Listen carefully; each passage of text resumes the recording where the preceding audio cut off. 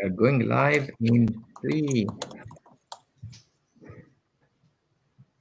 2,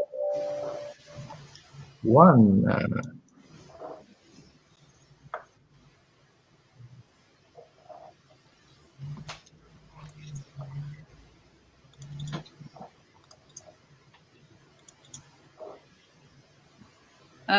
Tell me when I need to start, because I have the text in front of me, so I don't see you.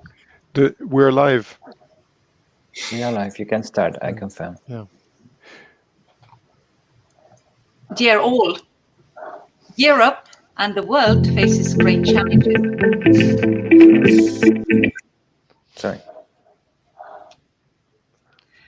Welcome to the workshop on social innovation, grassroots strategy and enabler of research and innovation policies in the European research area. Europe and the world face great challenges, recovering from the pandemic, mitigating human-induced climate change, responding dynamically to the impacts of climate change, achieving the ecological, social, and economic transition. These challenges require new ways of working, new instruments in the policy toolbox. Social innovation is one of them. It is effective and it also serves democracy. Social innovation, by the way, is not new for the EU, neither for its member states.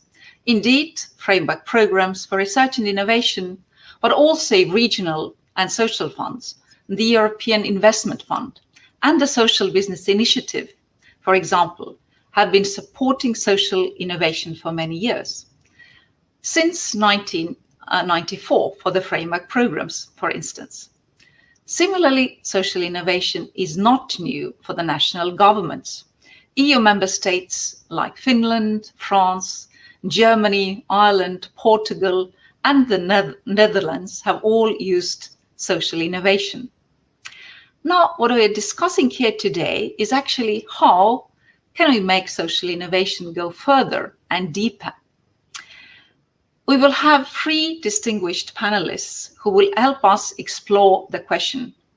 Maria de Graça Carvalho, member of the European Parliament. We hope we can also have Irish Minister of State, Joe O'Brien, with us as well as Filippo Adari, an expert and practitioner in social innovation and co-founder and CEO of Plus Value Group, co-founder and equity partner of Impact Alliance Holding. Now, before we start, I can also inform you that you, if you follow this session, you also have the possibility to post your questions. For this, I advise you to use Q&A section and not to use the chat for questions to the panel. You will have this Q&A session after the panel speakers have taken the floor, and then we will try to answer as many questions as it's possible. But now, before we start with the panel discussion as a primer, I propose that we watch a short video.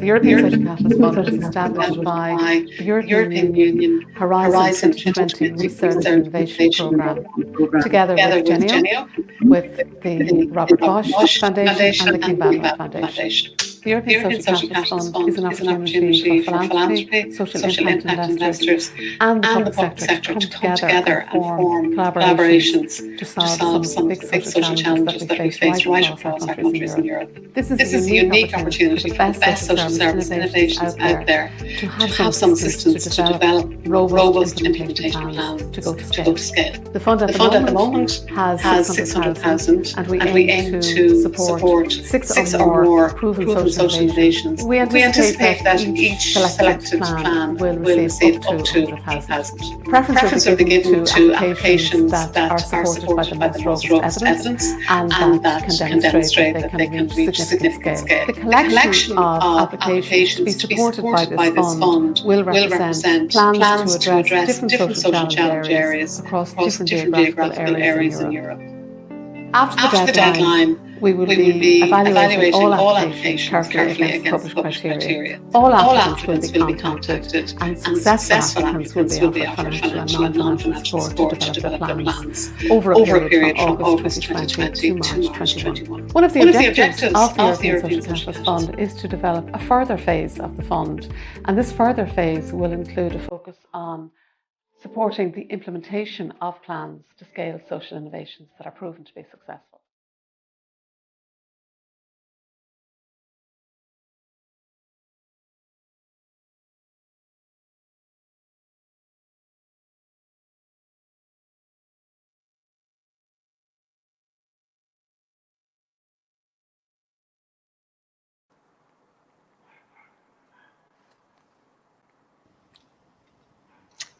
Okay, now I see that Maria Grassa Carvalho has also been able to join us. So really we can now start the panel discussion. And the first question goes to Grassa. Namely, how can social innovation uniquely contribute to the recovery from the pandemic, the ecological, social, and economic transition, and the resilience in the face of climate change? Thank you very much, and sorry there was some technical problems to join, but I'm pleased that I managed to join just in time. Social innovation is a very important concept nowadays, and it plays a very important role to bridge science with the society and with the citizen. Like in the Industrial Revolution, industry made this bridge between science and technology and society. Now social innovation plays that role. And it's not by chance that social innovation has flourished more in countries that were, or regions that were more, had suffered more effects on the previous economic crisis that we had in 2010 after the crisis of the banks in 2008, like some parts of my own country, Portugal, some parts of Italy, where we have very important projects on social innovation. Social innovation is very important to, is part of innovation, and is not only the technological innovation, it comprises the business innovation, all sorts of innovation. And we usually say, as a definition of social innovation, that is a way that solves a social problem in a better and more affordable way.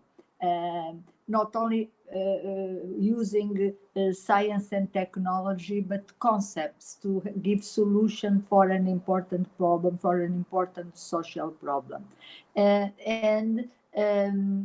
We have a long history in the European Commission on social innovation development, and we think that now, with the actual consequence of the pandemic crisis, the inequalities that are due to the excessive globalization, and also of the development of the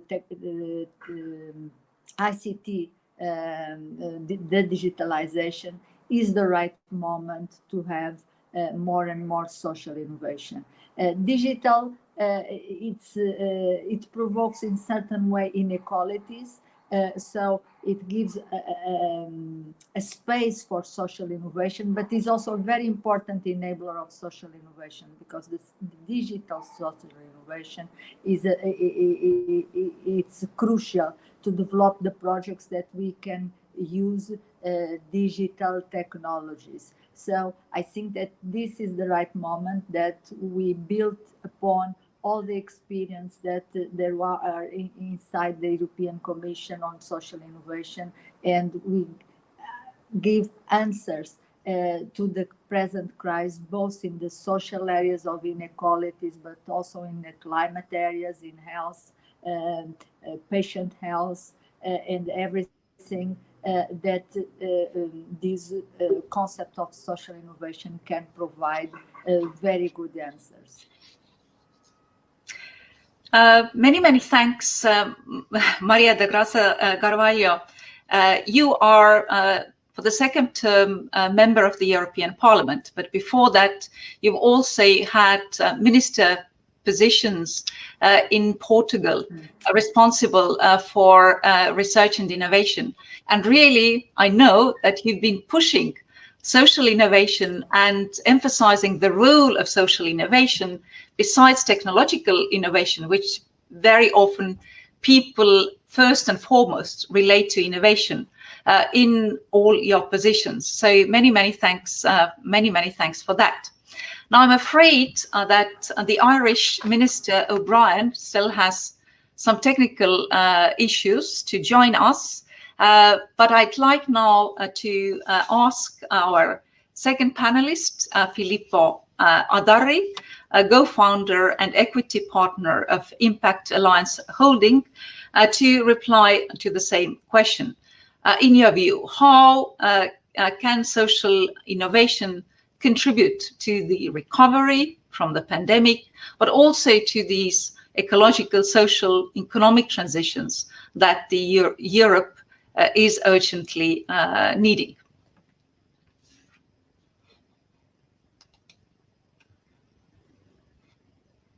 Please unmute your mic, and then we will hear you. Done. Sorry. Thank you, Signe, for asking me that. I'm actually delighted to be on the panel. I was with Grassa in 2010, ciao Grazia, when President Barroso launched the social innovation. It has been a very long journey. I'd like to share a couple of reflections, because in my view, social innovation has come a long way since those years. And for me, the meaning of social innovation today is really a new pair of lenses to interpret and understand the globalized world and to act on it, keeping in mind a collective perspective. So first of all, and this is, for me, it's a very important point, our global innovation system is a human-centered system. And so social innovation is a way to look at innovation as a social process. And coming out from that idea that there is an innovation which is just scientific or technological or industrial, there is always a social dimension. And this has expressed itself in two concepts: connectedness, hyperconnectedness, and interdependency. Those are the key words to understand and act today. And let's be clear, the commercial world, if you look at social media, has understood this absolutely well. So the private sector is using the social dimension of innovation as for private purposes. The big difference is that social innovation is just not about the means, is also about the end. And so that collective enterprise, which is human progress, and this is where we distinguish from the simple commercial agents that use this social dimension. And in my view, it means also to move beyond a simple legal or policy approach. We needed to respond to the challenges of our time in a very concrete and pragmatic way, aiming at well-being and the preservation of the planet. And I found, if you want, an expression of this reconciliation in the European Green Deal that makes me very hopeful about the role that the European Union can play in the world now and in the future.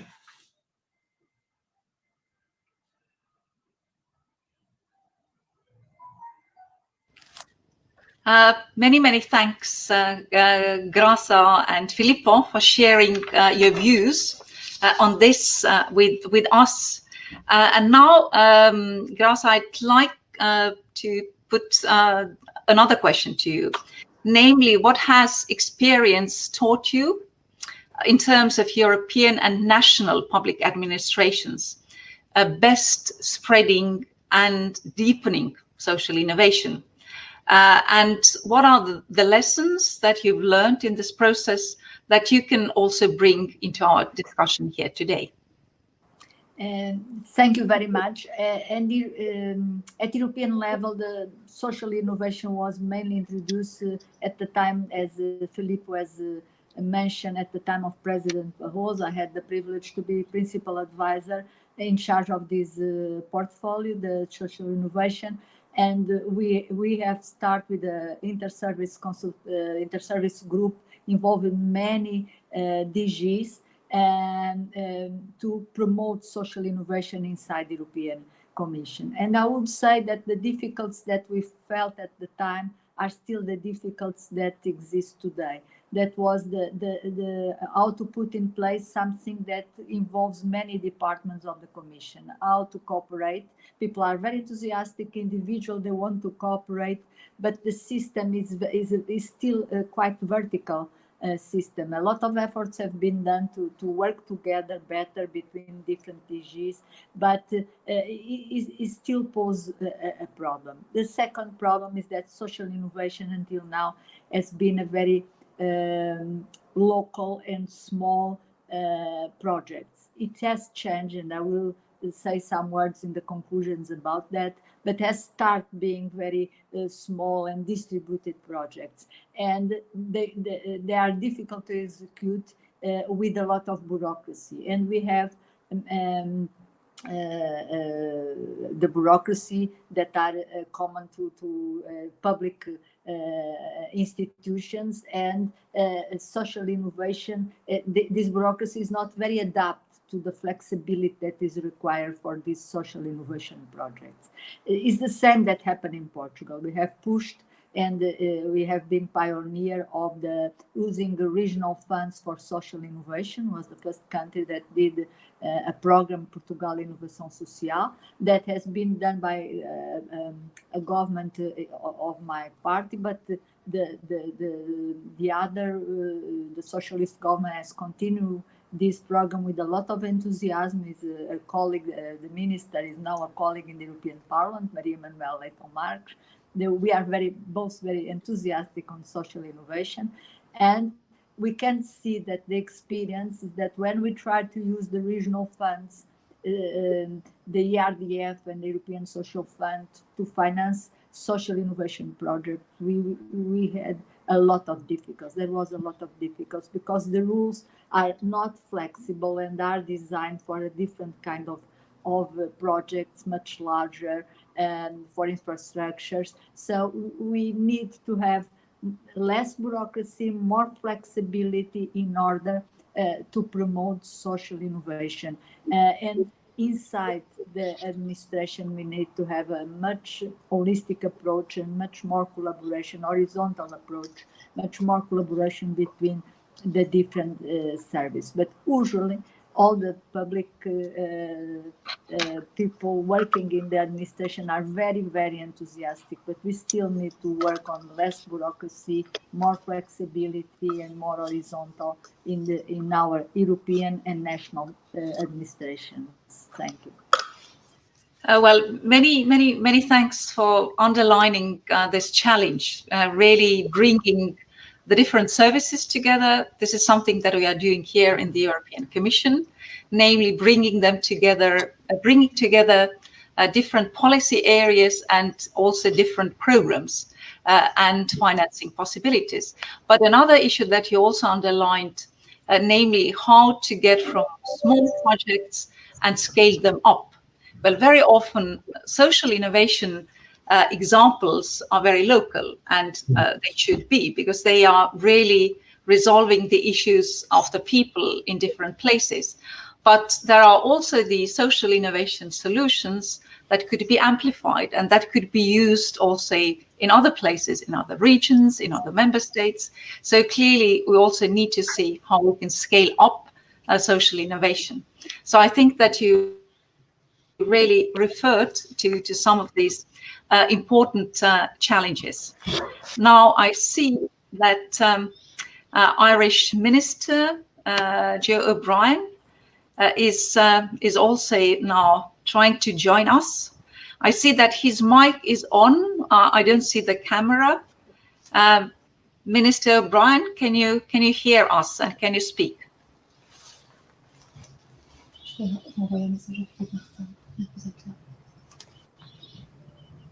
Well, we can't hear you. Can you hear us? Signe, can you hear me? Yes, we can hear you. Many thanks for joining us. We unfortunately can't see you yet. You can try your camera on, but I know that there have been some connection issues. But if you can hear me and speak, then perhaps you can also share our views. And can I put a question to you? Signe, are you speaking to me, Jean-Éric Paquet, or to Joe O'Brien, the Irish minister? Ah, okay. Now, Jean-Éric, you joined as well, but we can't see you, unfortunately. I know my camera doesn't. My camera feed doesn't want to get going. Okay. But I hear you, and you hear me. Yeah, but I know that you have also many other commitments. So really, Jean-Éric Paquet, Director General of DG Research and Innovation, has been able now to join us. We have been discussing here in this session how social innovation can contribute to the recovery from the pandemic, also ecological, social, economic transitions, and resilience in the face of climate change. Now, how do you see the role of social innovation within research and innovation policy? Signe, thank you very much. Minister, if you hear me, I hope you're okay. But as we don't hear you yet, I'm taking the slot to get the discussion flowing. Grasa, hi, a pleasure to see you, because I can see you. Filippo, hello as well. Philippe and Signe. Yes, I mean, so you know, Signe, that social innovation is, for me, an absolute key component of the toolbox to deliver our research and innovation portfolio. I came in when Grasa, when you were finishing your intervention, and I must say what you are reflecting on is very correct. It's not easy to do, and it's particularly challenging for public administrations to create the space for that social innovation to happen. And I would argue that it is as challenging at national level as it is at EU level, because in European research projects, you are aiming at relatively tangible, ideally prescribed outcomes against which you can then measure the value for taxpayers' money which you have spent. And social innovation against that is not always that easy to frame. And therefore, there is a degree of not resistance, but there is a real challenge to have social innovation as a full part of the delivery toolbox of our research and innovation. So this now needs to change, and we need to experiment not just in society, which is what social innovation, at least for me, is about, but I think we need to accept and equip ourselves to experiment with social innovation.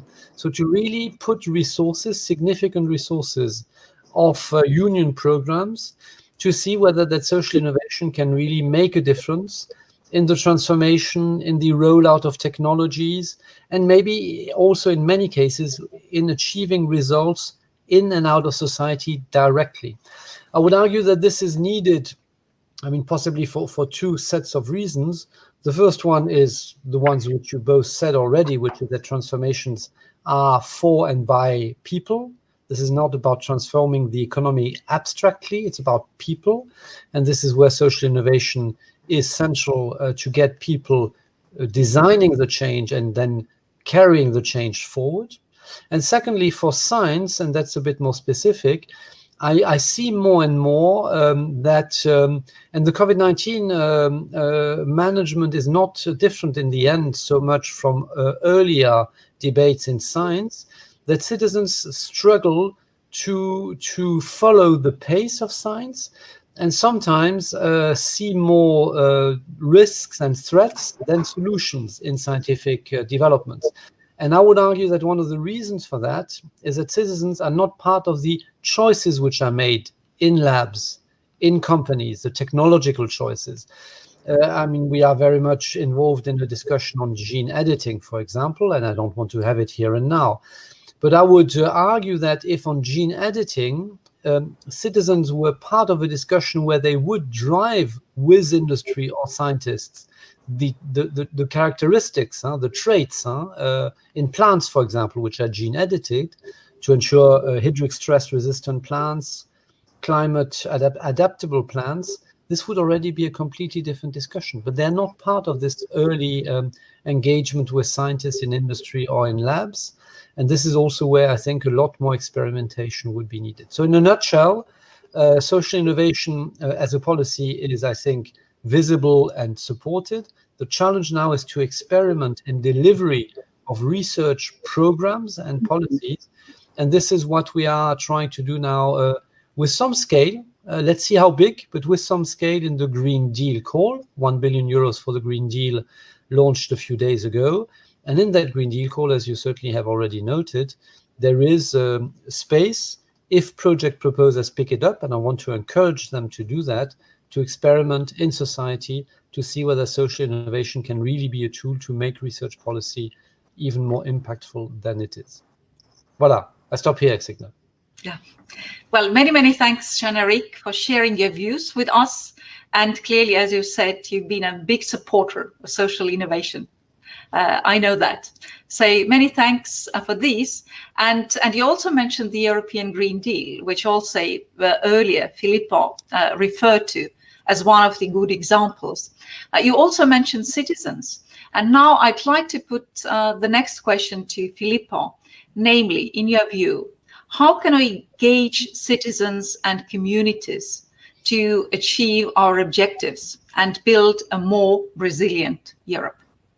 I'd like to, thank you. I'd like to share actually a current project to give, something very visible for our audience.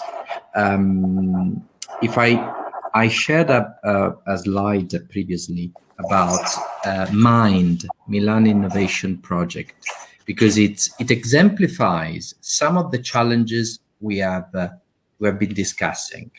So how to develop, actually, let's put it in this way, how to embed social innovation in a large-scale urban transformation project that is about innovation, in which people, citizens, are part of the project from the beginning to the end. This is actually a project that has changed my life, is the legacy project of Expo 2015. If you have been there, the European Commission was there, we are talking about a site of 1 million square meters. So, and a project in terms of urban regeneration that will create a new district hosting 70,000 people. 70,000 people is like a medium-sized city in Europe. The site is dedicated to progress and human well-being, driven by life sciences, a topic as you know, very important in these days, even related to genetics, and sustainable smart cities. It's a project that brings together public and private sector. And I want to stress this thing because I mention my criticism toward the private sector, but what we, for instance, need to do in the next phase of social innovation is to bring the private sector on board. And there is the right time to do it. I give you a simple example. In the last 6 months of this year, the sustainable ESG, so sustainable investments, has generated, just in 6 months of this year, 70 billion euros, almost the research and innovation program of the European Union.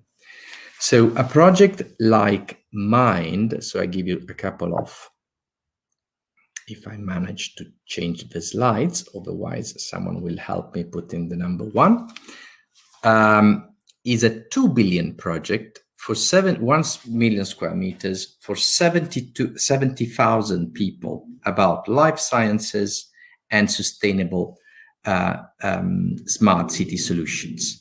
This is the kind of project that has a concrete and real impact in the lives of people. Number 1, because of the solutions that it generates, but also being a chunk of the city. It's a place where people can become part of the innovation ecosystem. And I think this is the key. I don't believe, at least in my experiences, everybody is able to be part of where research and innovation are these days. Not even researchers are able to cover all the fields in terms of technical, specific experts' knowledge. But everybody can be part of what is the process and especially the implementation. So places like Mind are that kind of platforms that can get people on board to speak, to interact with scientists and innovators, to be part of the incubation and discovery process, to even provide inputs for experts, and ultimately to be part of what is testing. And if you want to be an early signal process, meaning every innovation has to be implemented and might get wrong or deliver unintended consequences. Places like Mind, so innovation districts, can bring people to be part of this implementation process and be active agents in shaping the course of innovation. That is, in my view, the way forward. And that is exemplifies what I mean, that every innovation process is a social process.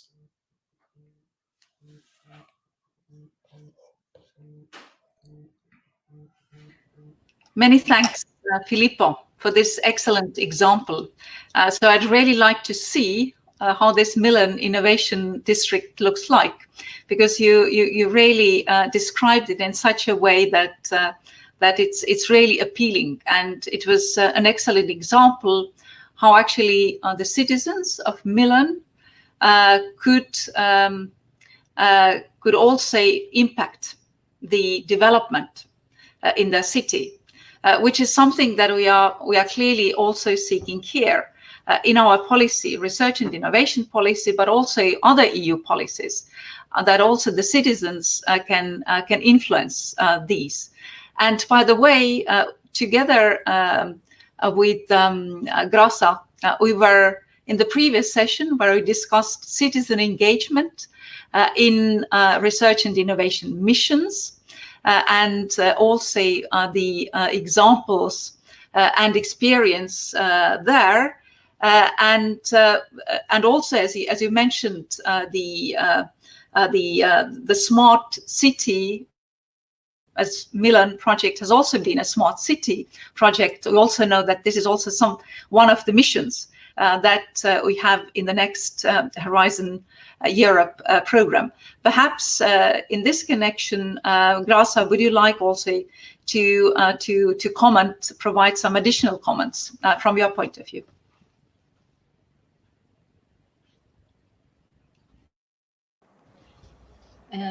Thank you very much. I think that the two discussions are very interlinked, the involvement of the citizens and the social innovation. These two panels are very much interlinked, because the social innovation, as it was said already today, is with the people and for the people. And before, in the other panel, we exactly discussed the best way to involve people. And social innovation in certain way taps into the creativity of each person and offers a better result, taking advantage of this creativity for a problem that the person has, and also transforms the citizens into an innovator by empowering and to meet the challenge that the people faces every day. So it's in certain ways is even a step further to what we have been discussing of the citizens' involvement. Here we are reaching the citizens, but we are making them the active parts of that they find the solutions in an innovative way, in the creative way of their problems. And this can be very much included and be parting of the missions, being them the smart cities. There are many examples of social innovation projects that takes place in urban environment, both for solutions for a clean environment, the fight against climate change, the circular economy, but also regenerating to become a more beautiful place. For example, we have fantastic projects in Lisbon on urban art. So art that is done in the old buildings and transforms the some parts that before were quite run down of the city, like art galleries. And we also have this kind of projects in social neighborhoods that have been more deprived, and really they become upmarket because of all the urban art that is taking place in these neighborhoods.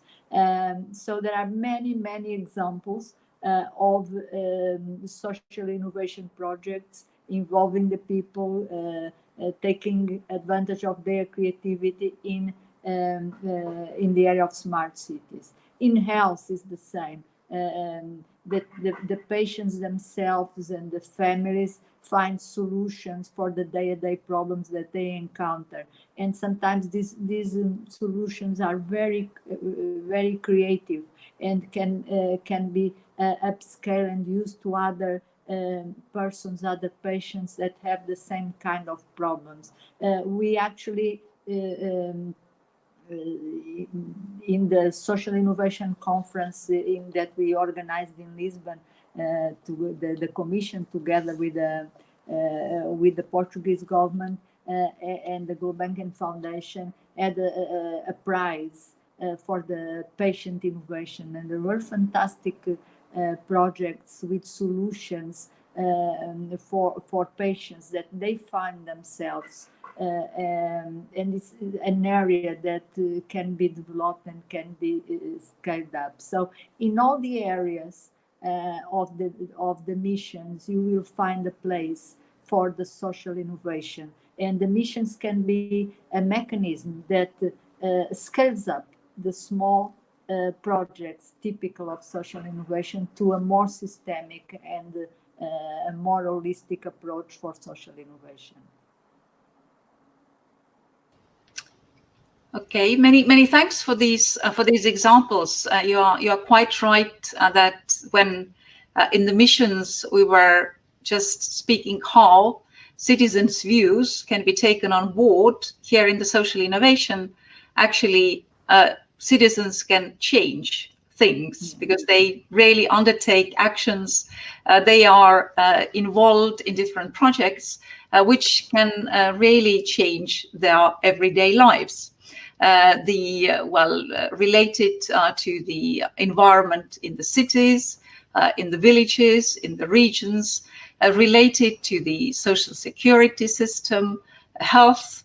Now you've clearly seen during the COVID pandemic that the citizens have also come forward with different solutions, which were really relevant for their cities, for their villages, the places that they live. Now I think we can also take a few questions that the participants of this session, those who are following us, have put us.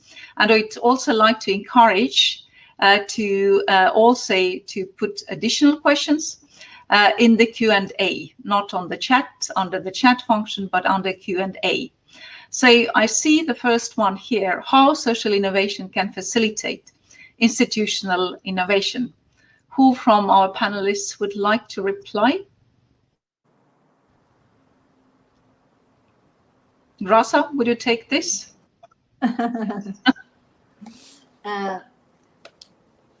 I think that also we have a long way to do in order to internalize the social innovation in our programs, in our policies, both at European level and at the national level.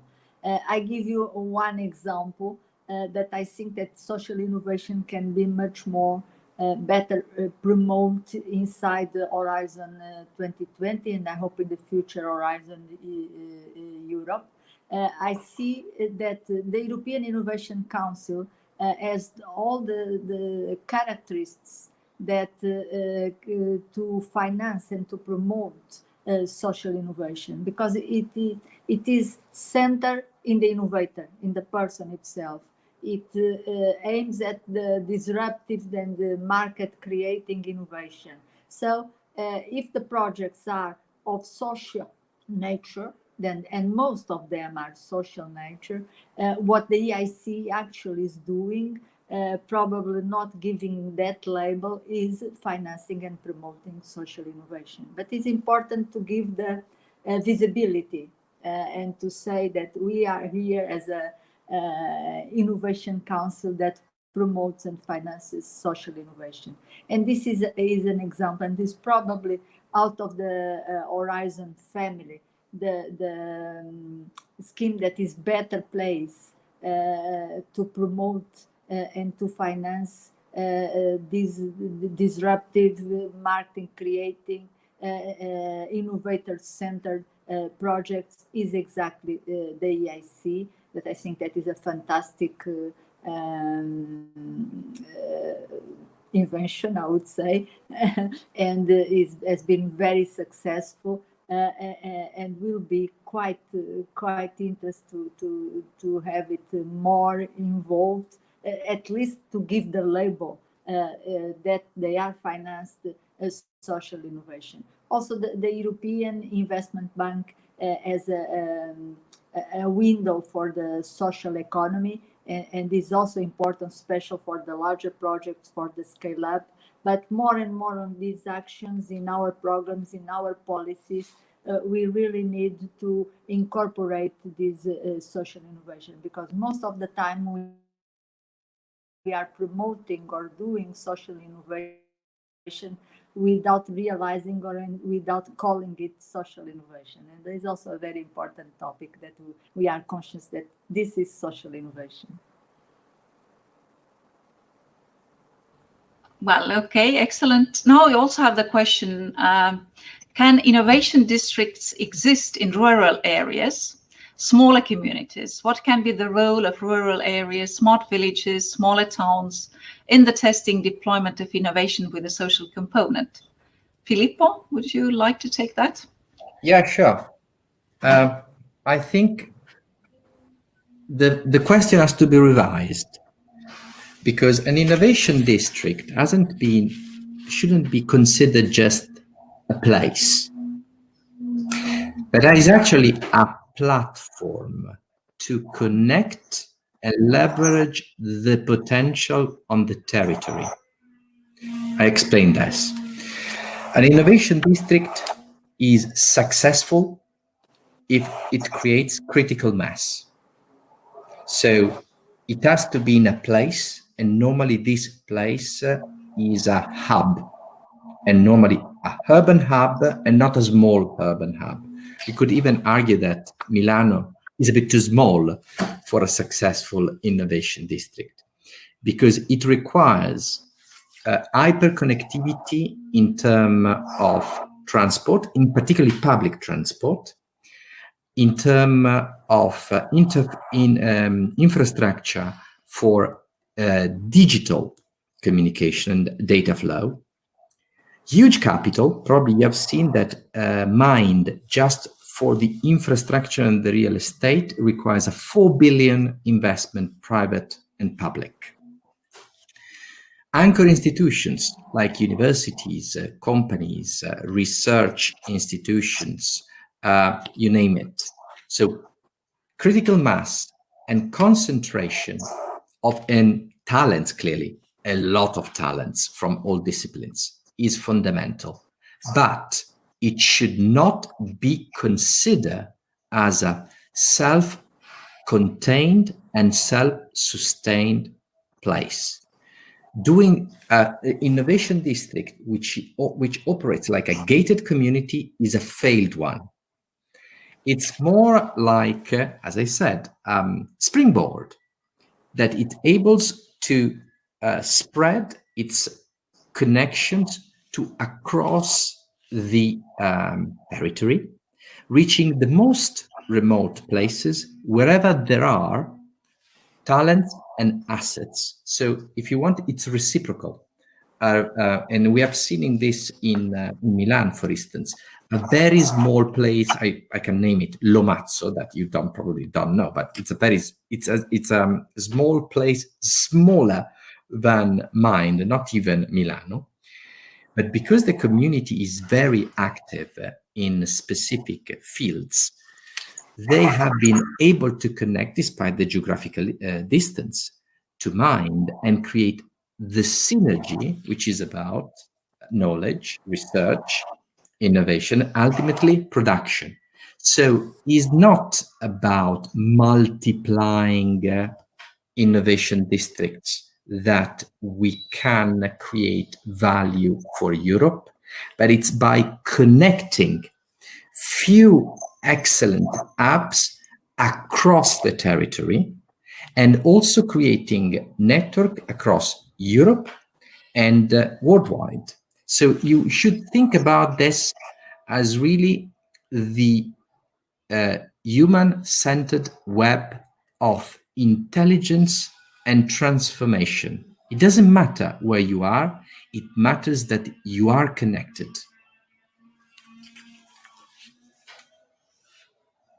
Well, many thanks for your replies. I'm really sorry that Minister O'Brien was not able to join us. There were some technical issues, but still we have a few more questions in the chat box. One of those is actually that there are many good examples of social innovation coming from the global south, where we can learn valuable lessons. And the question is, does the EU intend to create bridges in this regard with the rest of the world, and how? In this connection, actually, I recall, and I have a colleague of mine, Philippe Martin, with us here as well. Perhaps he can also give some examples, because he's been leading this social innovation in DG Research and Innovation. But just a year ago, during Research and Innovation Days, I remember we had one session where we also had the speakers from some African countries who really gave examples of social innovation, examples how they were able to solve, say, the issues of water security access to water in their communities, using social innovation examples. I also recall when we could still travel a year ago, last summer, when there was a special session at the UN, namely bringing together the UN members from different countries, actually discussing namely climate change, resilience issues, and how these have been solved via research and innovation tools.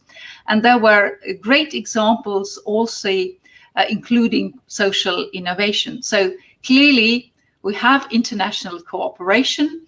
Our program is open to the world. Also work together with many countries, those which are associated to our program, currently our neighboring countries, but now we also open up possibilities for countries which are further away.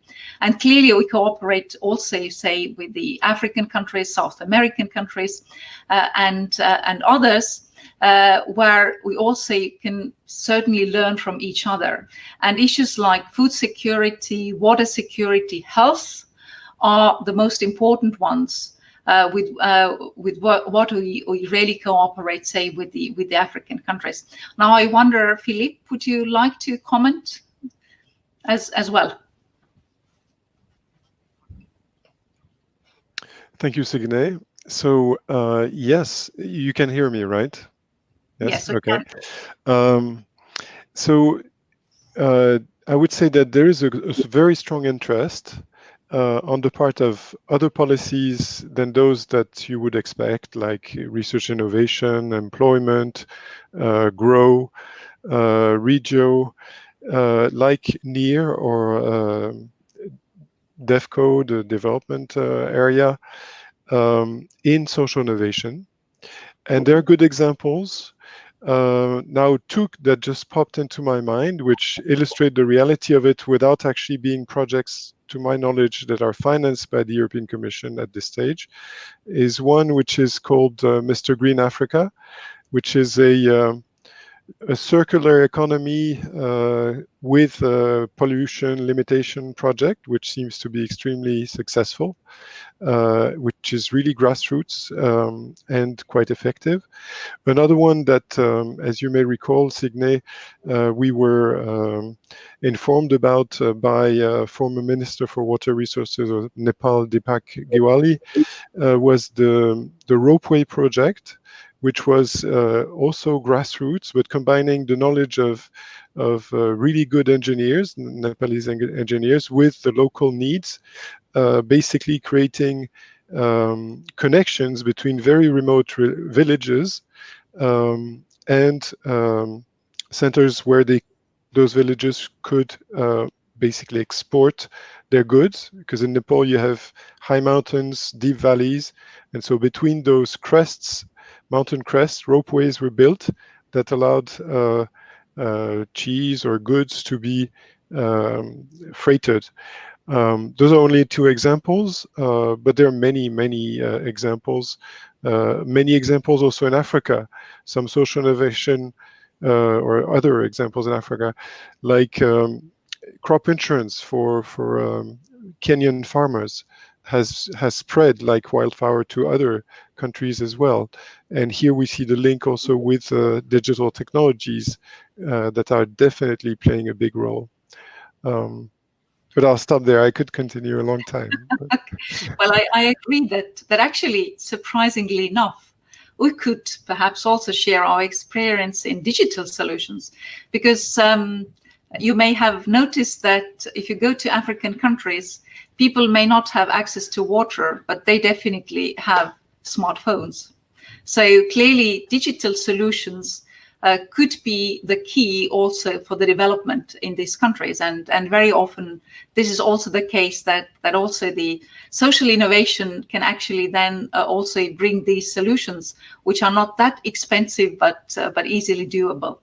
Now, before giving the floor to the final remarks to our panelists, I can see there is also the question concerning what the role could be of immigrants in the social innovation development.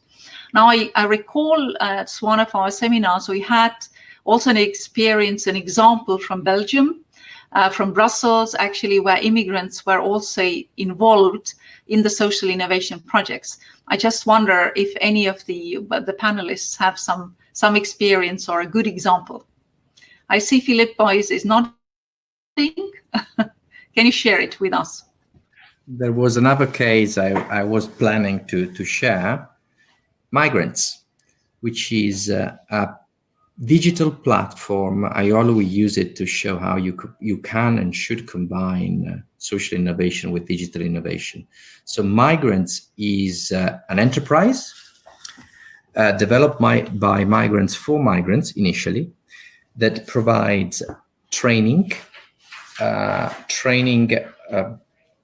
completed training from understanding all the legislation about the country where you land, to proper training to work and employment opportunities.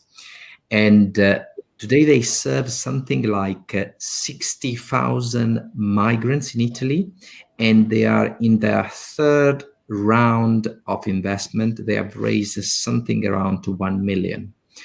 And I want to make this point that for me it's very important. We must see migrants as a source, not as a source of innovation, as a source of opportunities for Europe, not as a problem. Because young people, digital native and dynamic, and interesting, migrants today works with the public administration to help Italians to find a job, to get trained and find a job. So the model has been reversed to help the natives. That is the interesting, the recent development of this enterprise. Well, that was really an excellent example. I saw that Krasa would also like to give an example. Please share it with us. Actually, it's not migrants, but it's social inclusion. And is a project that Philip also knows very well, and probably you, Signe, is the Molenbeek in Molenbeek, that we have a group of us from the GRTD went to visit. It's a fantastic program of training and promoting startups in Molenbeek for the youth. And they have created more than 400 startups. They have a center where they can learn. They have training classes where they can have their offices to start their business, and you can see a lot of young people from that neighborhood very enthusiastic that they become big enterprises, entrepreneurs. And is a fantastic, and is worth a visit, because by metro is 5 minutes from the GRTD and the Parliament. Is worth visiting a very interesting social innovation project. Yeah, well, yes, many thanks. Yeah, I really recall this example, which I think is a great example how you can actually, how social innovation can turn a problem into a solution. And I think this is really the most noteworthy for socially innovation examples.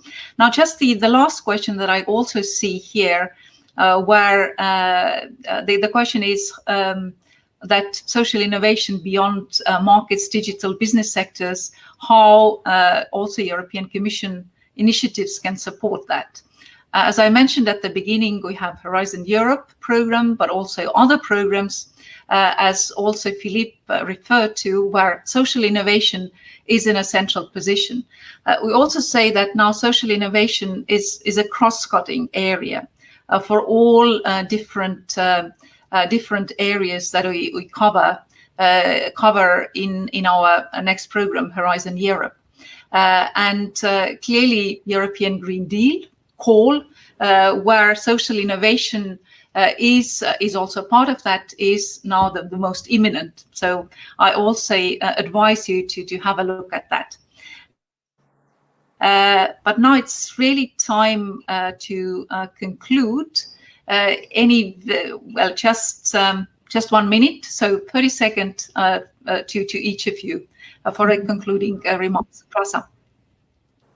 And thank you very much. A very interesting discussion. So I would say two tendencies of the social innovation. One is nowadays social innovation tends to be done at local scale, but it's important to continue to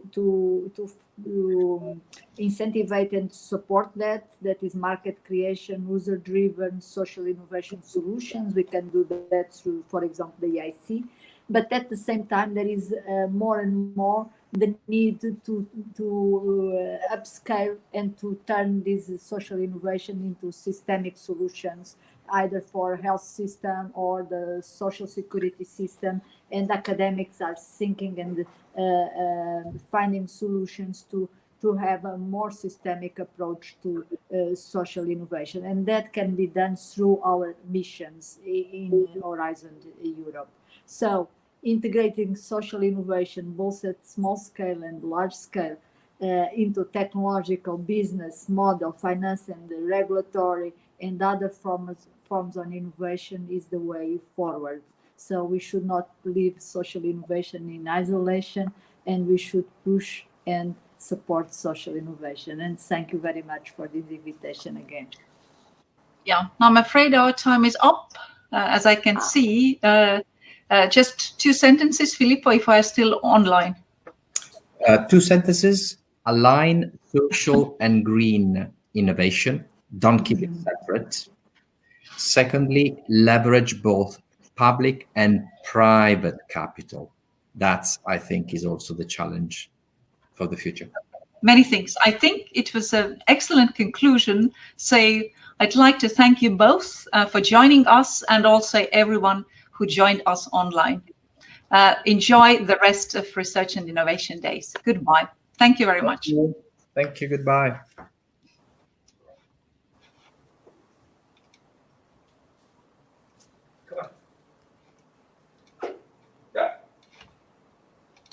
Bem do tu one.